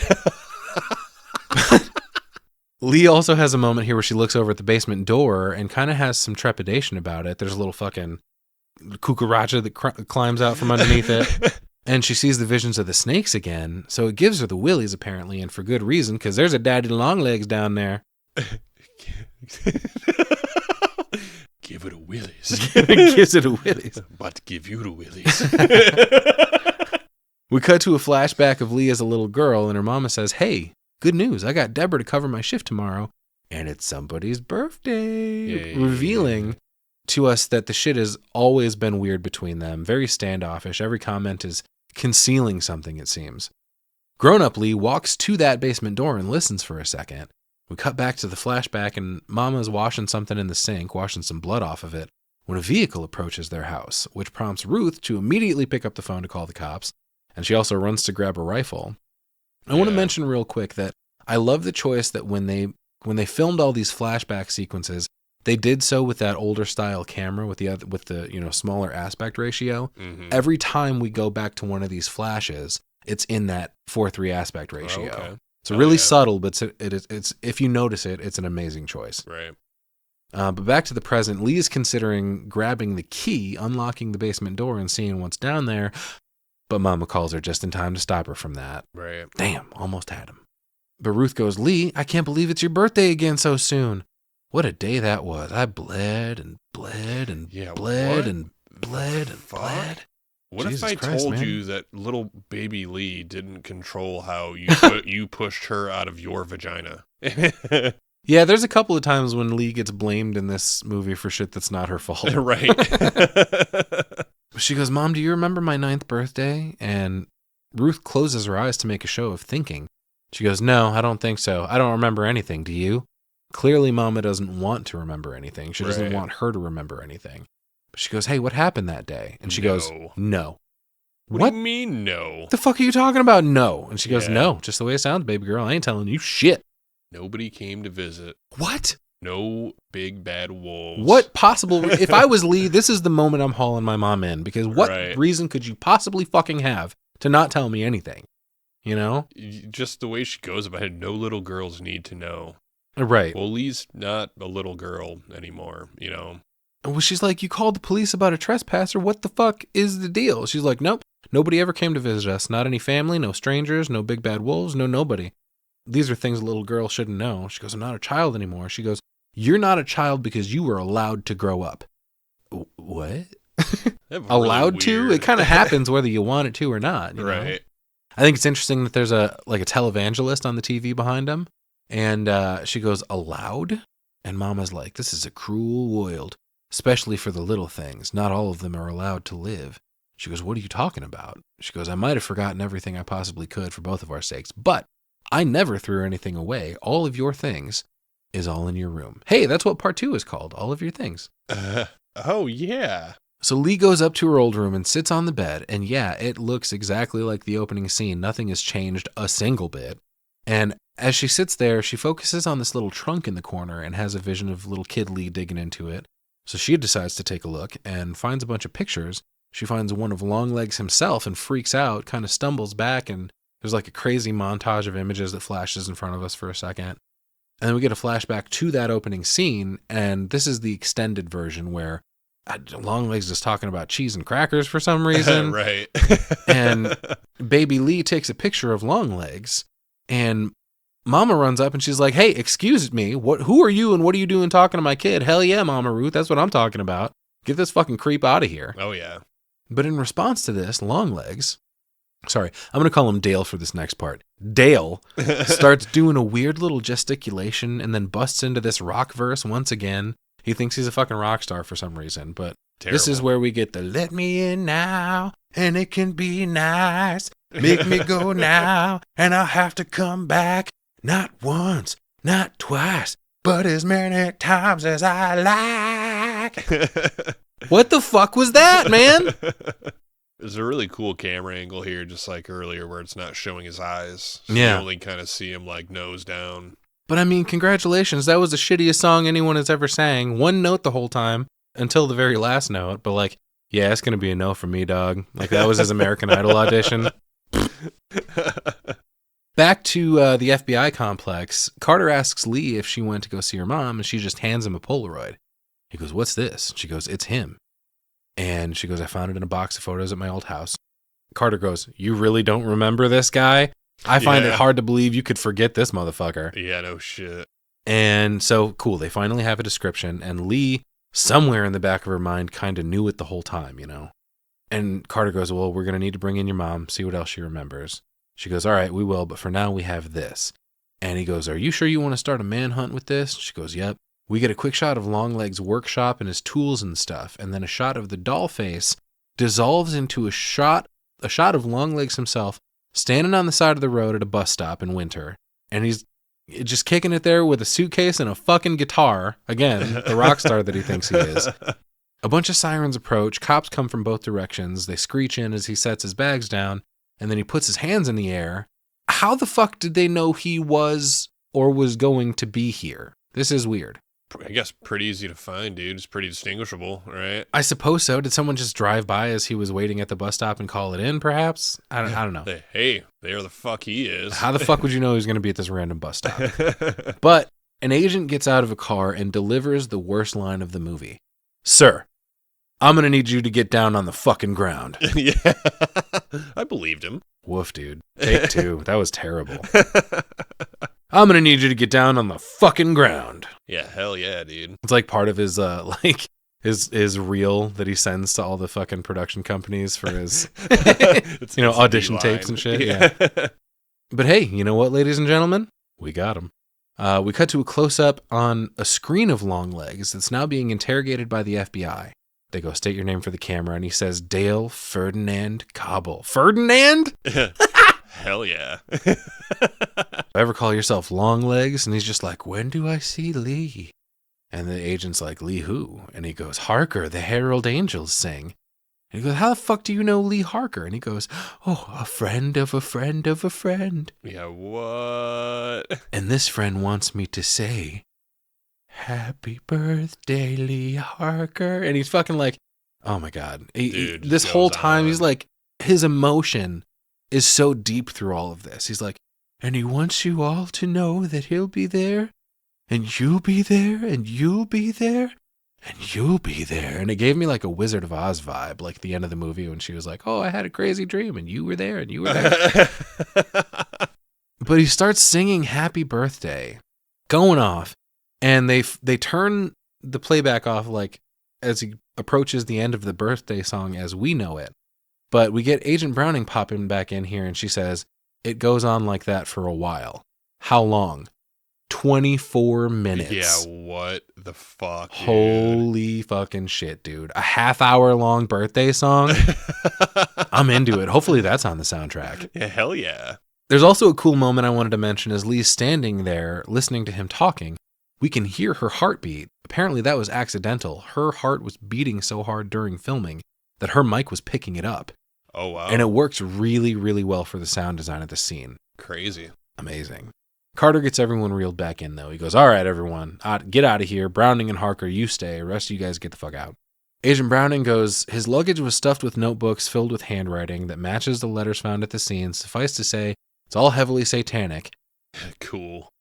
But she also mentions, "Harker, the Bureau appreciates your contribution, but it puts us at an odd position.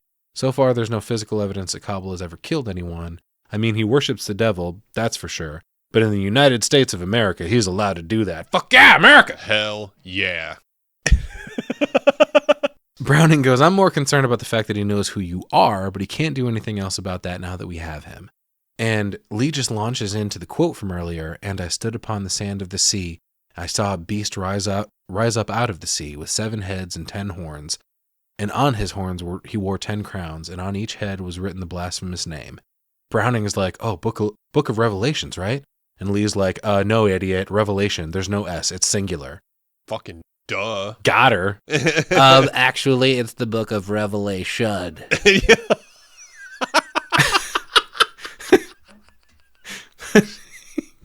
That was the best impression you've ever done. I like that one. Wow.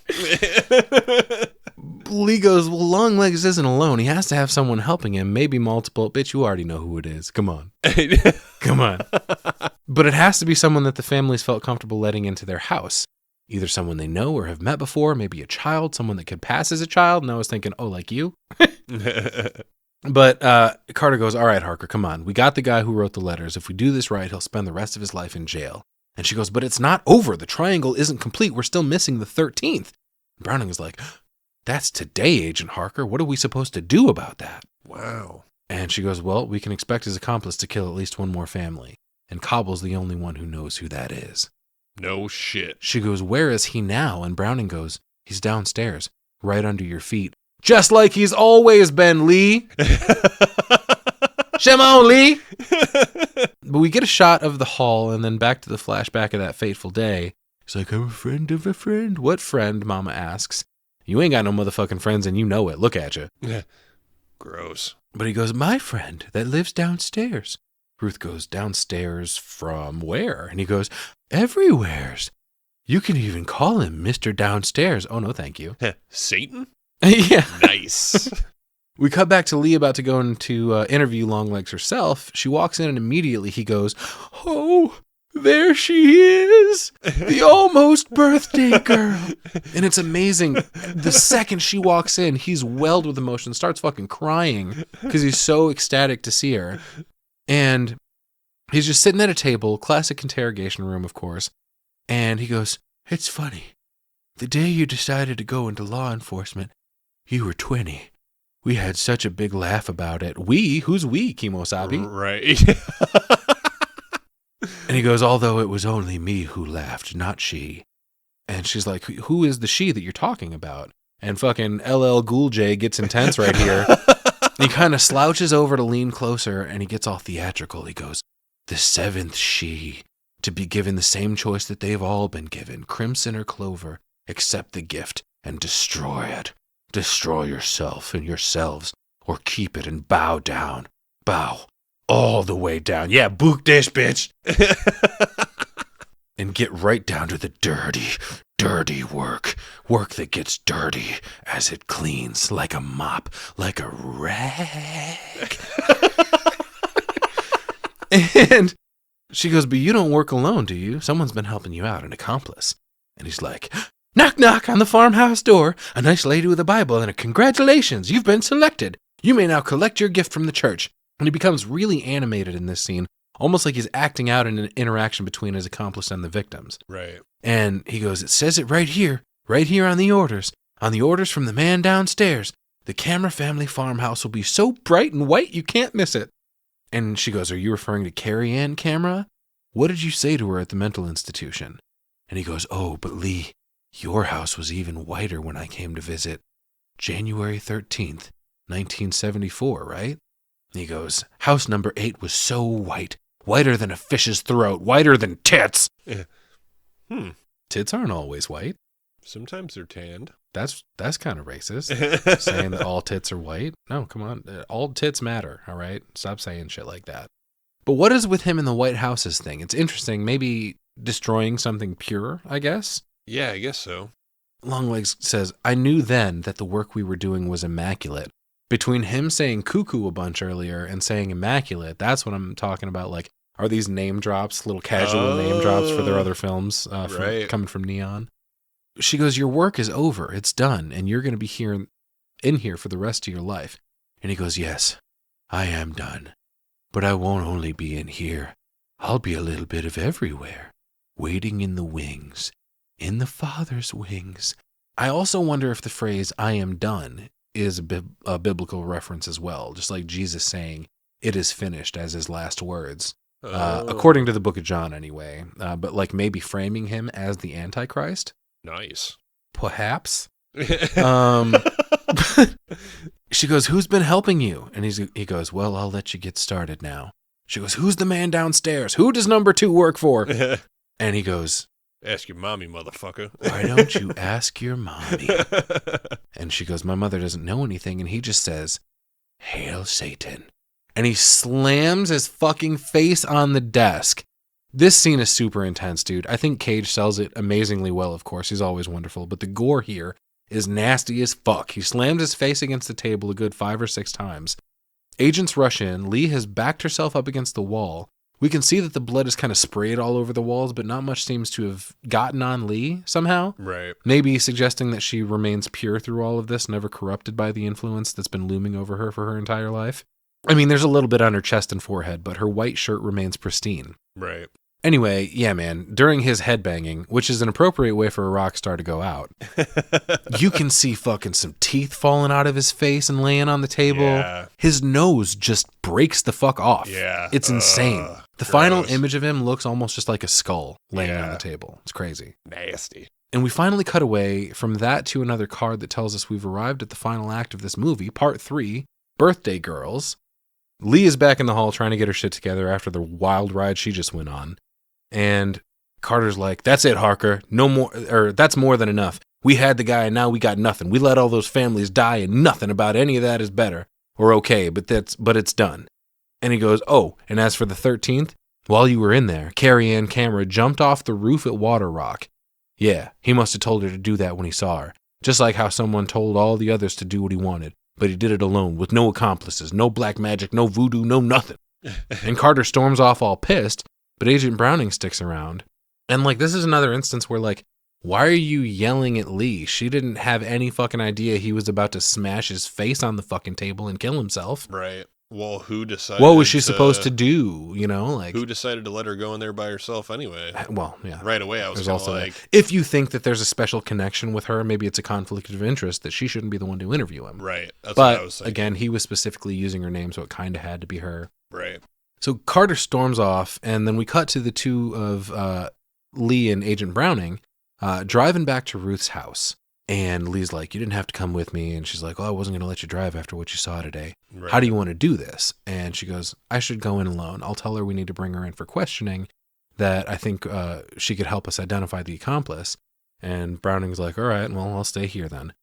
Lee goes inside. She's looking around for Mama, but no Mama to be found, unfortunately.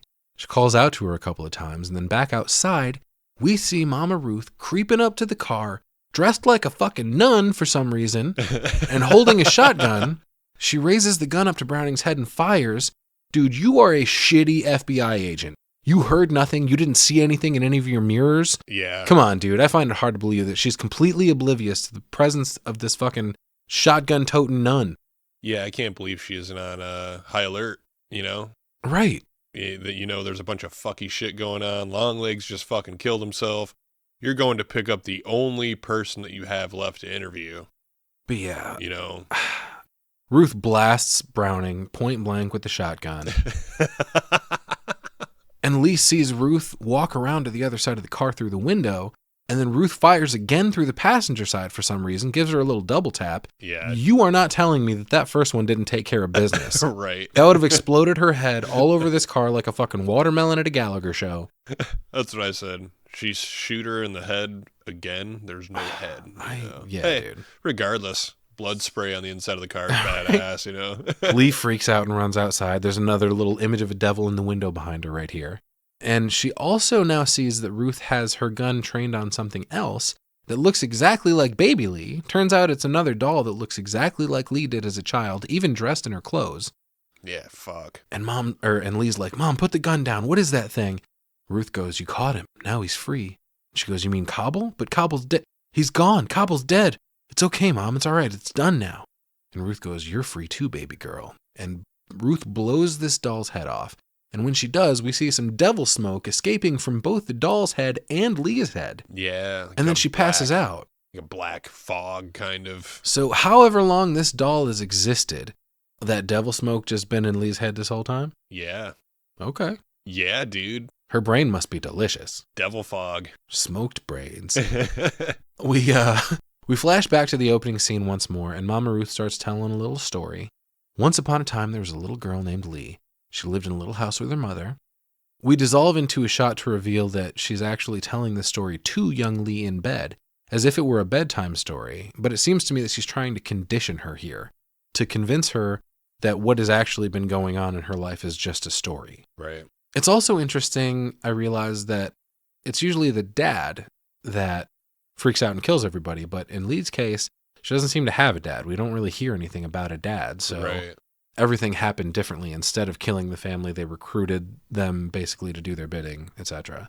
But she goes, no one ever came to visit him, no family, no big bad wolves, no anyone, which is an exact, it repeats exactly what she said earlier. No family, no big bad wolves. Right. It's almost like a script that she has prepared. Yeah. Oh, yeah. And she goes, well, one day a man did come. And that's where we get Cobble, ambling back up and saying cuckoo. She goes, he was a doll maker.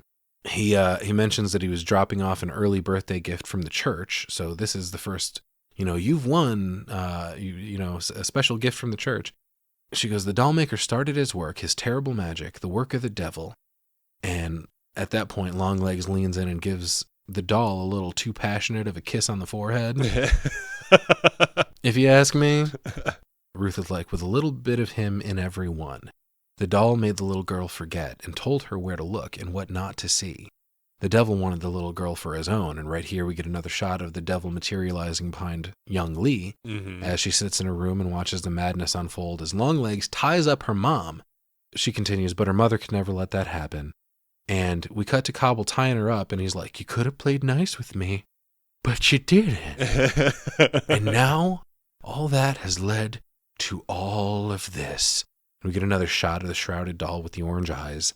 She goes, so her mother begged for the little girl's life to be spared. In exchange, she would have to help him. More flashes of snakes and whatnot here. She goes, once she had been a nurse, but now her work would be murdering families. That's another awful line, I think. Yeah, it's not, whatever. We get a cut scene of her actually delivering one of these dolls to the families. And she goes, and so it went like this. Knock, knock, knock on the farmhouse door.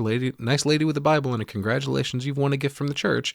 And fucking no thank you. Nobody wants this creepy shit.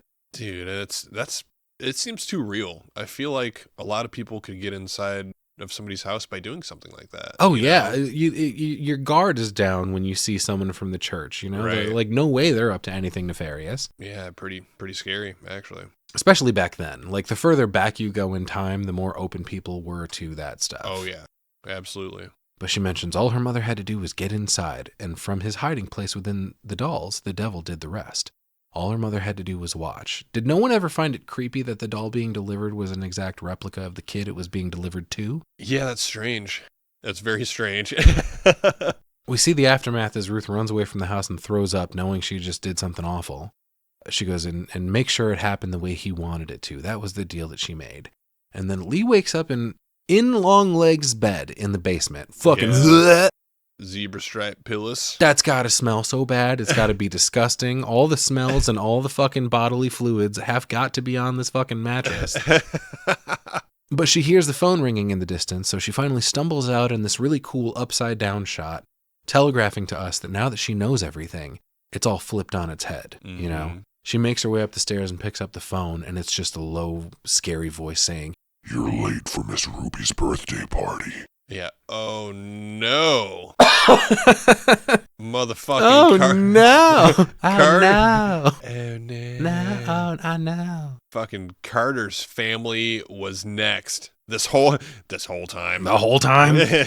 Fuck. Lee goes out to the garage and uncovers Longlegs' car, and that's the one she drives to Carter's house. Fucking knew it. Which is gross, but I guess it would have been even grosser to drive Agent Browning's car, the one that looks like the fucking... It looks like the one the wolf had to clean up in Pulp Fiction. I shot Marvin in the face. But she's losing it, dude. Crying and screaming the whole way to Carter's house. Actually, her screaming in Cobble's car kind of mirrors Longlegs himself screaming in it earlier. Yeah, which kind of had me questioning what was about to happen. Mm-hmm. So, lots of cool shots from inside the car here pulling up. She stumbles out of the car, gun drawn, but I think she's still feeling fucked up from the devil smoke being released from her head. Mm-hmm. She's not doing super well here. And she knocks on the door. Carter opens it. He goes, "Oh, hey, Harker, you made it." And Anna goes, "Hi there, Harker. It's really nice that you came. Everything is really off here. Like, everyone's being super cordial, almost superficially pleasant, Yeah, nobody says, "Why do you have your fucking gun drawn?" Well, there's also that. Hey, why are you so sweaty? Were you watching Cops? Like, you can tell, like, her pupils are fucking dilated. She's sweaty. She's breathing heavy. Her gun is drawn and the safety's off. Yeah. I'd be like, hey, Well, You also, okay before you come in? You want to put your fucking gun in the holster, maybe? well, that's the thing. No one is going to react to anything like that because they're already under the influence. You know what I mean? Devil magic. But it's just weird considering the last interaction Carter had with Harker. He was screaming at her in the hall because Longlegs killed herself. Now he opens up the door and he's like, oh, hey, how's it going? Come on in, you know? Right. And she's like, is everything okay? And Carter's like, of course, everything's great. In fact, you're here just in time because Miss Ruby just started opening her presents. How nice. Anna tells her to come in and sit down. And Lee comes in and sees that her mom is sitting on the couch. What the fuck? Yeah. She goes, no, Carter, that's my mom. She's the accomplice. She's Cobble's accomplice. And he screams at her suddenly, and his voice is mixed with a bit of that like demonic modulation. He goes, Sit down. Yeah. Sit down, bitch. yeah. And Anna looks over at Ruth and she goes, oh, I'm sorry. I've forgotten your name. I'm a terrible, terrible, terrible hostess. More of that Stepford shit. Like, what the fuck is up with you, dog? Are you all right? Right. And Ruth goes, oh, don't mind me. I'm just a friend of a friend. And Lee is like, no, Carter, you have to listen to me. And everyone is just kind of spaced out at this point, just staring at the doll, totally silent. And Anna goes, honey, maybe now would be a good time to bring out the cake. And this is where Carter goes, the cakes. Wait, there's more than one? This is a shitty birthday party with no friends. The only ones in attendance are Carter, Anna, Ruth, and Harker. One cake should be just fine. You can never have too much cake, Dusty. But he goes, yeah, I'll have to find something to cut up the cakes with. Oh, no cutting. Cutting is bad. No thank you. And Anna suddenly sobs out of nowhere, just a quick little and then gasps. And it's like, what the fuck is going on? Carter's like, what'd you say, honey? And she's like, I just said, do you have to? And he fucking loses it on Anna like a terrible marriage of two people that fucking hate each other and everything's finally coming to a head.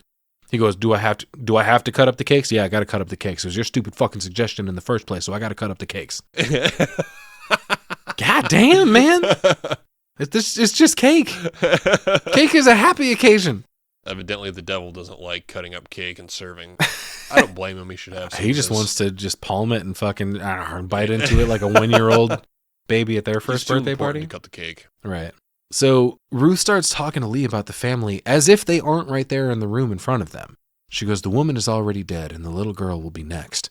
And Carter's like, Anna, would you like to join me in the kitchen, honey? And she goes, oh, I'm so sorry. I'll be right back. And he goes, no, I'll be right back. You'll still be in the kitchen. Yeah, damn, dude. Holy fucking shit. That was the line that got me. Like the best line in the movie, in my opinion. I'll be right back. You'll still be in the kitchen. Fuck. Ruth goes, all three of them have to die. She goes, Mom, why are you doing this? And Ruth is like, if they don't die, then we will burn and twist and burn and twist in hell forever and ever. She goes, I'm doing this for you, just like I've always done. I love the little more, staccato violin plinks in here. Sounds like some Exorcist shit. Right. Ruth goes, so that the little girl named Lee would be allowed to grow up, and that makes it right. And so I'll do it again and again and again. And Carter gets to work in the kitchen. We hear all kinds of noise in there, fucking stabbing the fuck out of his wife. Stabbing sounds, squelching noises, screaming, fucking, it sounds awful. Hail Satan. And Lee's mom, she goes, I'll do it until I stand upon the sand of the sea, and I see a beast rise up out of the sea. And there's a cool shot of, like, Ruth all bloody from a previous incident and, like, raising her hands in praise. Mm-hmm. And yeah, she goes, Hail Satan. And Lee tries to stop this madness. She grabs Ruby and pulls her away from the doll just as Carter comes stumbling out of the kitchen all bloody. And Lee pulls her gun on him. He approaches her with a knife, so she shoots him. No reaction whatsoever from Ruby. Ruth is like, move away from the girl. And she goes, Mom, please. And Ruth stands up. She's like, don't call me that. She pulls this fucking knife to attack Lee with. And not just any knife. It's a crazy fucking squiggly sacrificial dagger. Yeah, dude. Sick. And Lee shoots her own mama right in the face. Yep. Great shot of her mom back on the couch, framed by the window, bullet hole in her forehead, still wearing the nun garb. Very cool, very striking. And Lee turns her attention to Ruby, who's just been hugging this doll the whole time. And she's like, hey, come on, let's go. She tries to fire her gun at this doll, but it will not fire. It's not jammed. It's still got ammo in it. It's just not firing. Oh, really? So she tries it 5 or 6 times and nothing. All of a sudden we hear Longlegs coming back in singing happy birthday. And Lee's reaction is just, Ruby, let's go. And our final image cuts to Longlegs back in the interrogation room. And he just gives us one last quick, "Hail Satan," and gives a little smooch to the camera. And we get our title card and "Get It On" by T-Rex begins to play. Fucking roll credits, dude. We out. The end. Yeah, that was so fucking abrupt. Like, once we got to the end, there's really no resolve. It feels like the devil won. Right. You know what I because mean? She couldn't finish that doll off. And almost to prove it, we get upside down credits, bro. Hell yeah. That was pretty sweet. Yeah. I wanted to mention during these credits, the teenage clerk at the hardware store was played by B. Perkins, Oz's daughter. Oh, nice, man. She was also in The Monkey as Florence. Oh, okay. But like, holy shit, man. Like, I mentioned the pacing earlier, and then there's a certain point in this movie that we're just ramping up and ramping up and ramping up, and then all of a sudden it's just like, right. And then nothing, there's no fucking happy ending. There's no Lee and Ruby going off into the sunset. Like, see, sometimes I don't like that. Yeah. But for this, no, exactly. I think it's fucking perfect. Mm-hmm. I like the cliffhanger, you know. Yeah. And without the resolve, just makes the movie that much more strange. Mm-hmm. Better the second time through. Much. 100% better the second time through. Still unsure what the overall meaning was. But for me, hail Satan. Hail Satan. Satan is good. Satan is our pal. I give this movie 6 out of 10 devil dolls. You gave it devil dolls? I gave it devil dolls, bro. Nice.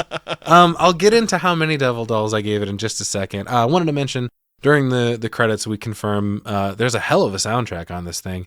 Obviously, a whole bunch of T-Rex, but there's also some Lou Reed, a little Duran Duran, and even a song composed by Oz Perkins himself and his brother Elvis. Oh. And yeah, it's interesting to me that I really did not like this movie the first time I watched it. I thought of it, I thought it was a little slow and a little too heightened for what I thought was basically just a remake of Silence of the Lambs, by the way that they were, building everything up in the marketing. I didn't really understand what was happening in it, and I think I took it a little too seriously. After I got that change of perspective on it, I watched it with the intention of enjoying a silly movie, and it improved drastically for me. It's still a weird one, but I think it's amazing visually. Obviously, the cinematography is incredible the whole way through. It's definitely highly stylized and looks fantastic. The soundtrack as well as the score are phenomenal. Nicolas Cage crushes this role of this fucking weird, sad guy that finally seems to find his purpose in serving the devil. Micah Monroe is great. Blair Underwood is great, especially toward the end when his character flips. Alicia Witt she's great as Mama Ruth. Total weirdo as well. Do you think her and Longlegs ever banged a gong and got it on? I would assume so. Okay. But seriously, all in all, I thought this was a great watch the second time through. People might struggle a smidge with the pacing. Like I said, some of the scenes, it's not the pacing of the movie, it's some of the pacing of the scenes. Right. They can draw out a little bit, but I feel like all the other boxes are checked, and I really enjoyed it the second time. I gave this one 8.5 out of 10 devil dolls. Damn, hell yeah.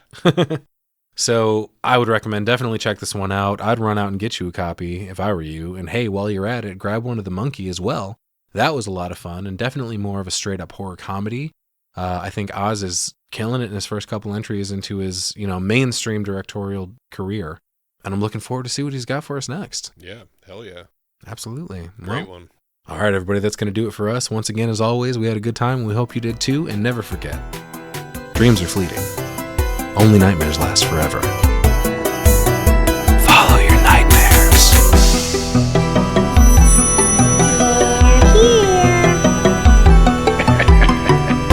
Boy.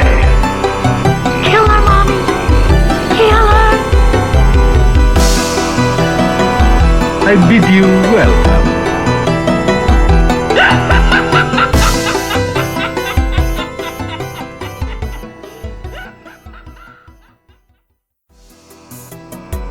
Thanks for listening to the Cenobites Podcast. If you like what you heard, follow us on our socials at Cenobites Pod on Facebook, Instagram, TikTok, and X. Don't forget to like, subscribe, rate, and review. It really goes a long way in helping us reach more listeners. You can stream the Cenobites on Spotify, Apple Podcasts, Amazon Music, iHeartRadio, and many more popular streaming platforms and YouTube. Questions or comments? Suggestions for future episodes? Contact us at cenobitespod@gmail.com. If you'd like to support the show and help us make it a better product for you, subscribe at cenobitespod.buzzsprout.com. Until next time, keep following those nightmares.